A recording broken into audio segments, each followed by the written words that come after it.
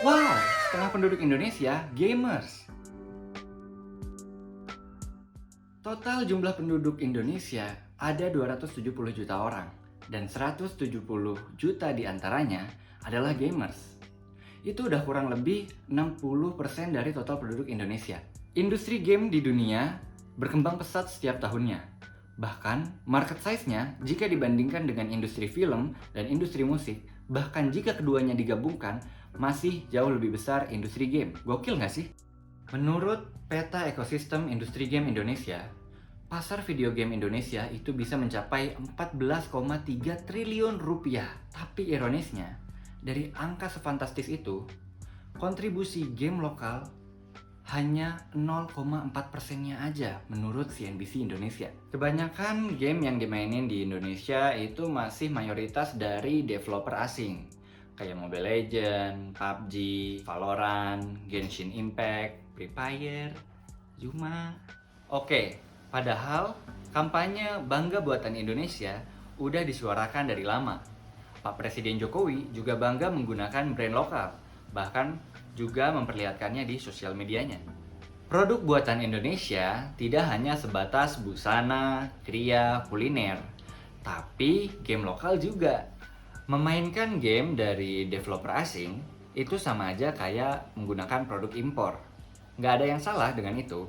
Namun, jika tidak diimbangi dengan memainkan game dari developer lokal juga, maka dukungan daya ekspor game buatan Indonesia jadi kurang maksimal. Agar Indonesia tidak melulu menjadi negara yang konsumtif, kita harus mendukung produksi game lokal dengan cara setidaknya memainkan satu game lokal. Sebetulnya, sudah banyak developer game lokal yang membuat game yang tidak kalah menarik untuk dimainkan. Contohnya, Selera Nusantara dari Gambir Games. Game ini menampilkan keanekaragaman kuliner yang ada di Indonesia, seperti sate, pecel lele, nasi goreng kecap manis, dan lain-lain. Selanjutnya ada Ghost Parade dari Lentera Nusantara.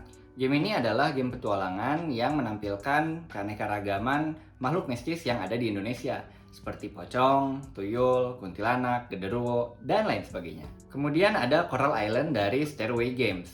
Di dalam game ini, player dapat menjaga lingkungan, bertani, dan bergotong royong layaknya nilai kebudayaan Indonesia. Ditambah juga dengan visualnya yang keren banget. Nah, selain sebagai alternatif hiburan, ternyata video game juga punya manfaat loh. Video game juga dapat menjadi media edukasi yang interaktif. Contohnya seperti game buatan I Can Do, yang dapat mengajarkan anak usia dini berbagai hal dan kebiasaan baik.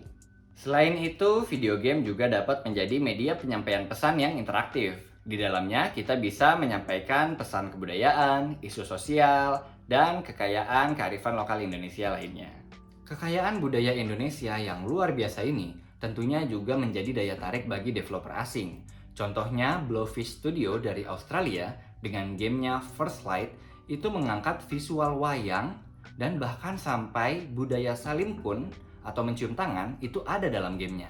Wah, jangan sampai kekayaan budaya kita malah dimanfaatkan oleh orang asing. Padahal harusnya kita yang bisa memanfaatkan kekayaan budaya kita sendiri. Dengan memainkan dan mendukung perkembangan game asli Indonesia, itu artinya kita juga membantu melestarikan kekayaan budaya Indonesia melalui medium digital. Pasti mau kan banyak game Indonesia yang semakin berkualitas dan bisa mendunia? Makanya dukung game Indonesia dan mainkan game lokal yuk! Oh iya, kalian yang udah pernah mainin game lokal paling suka game apa? Tulis di kolom komentar ya!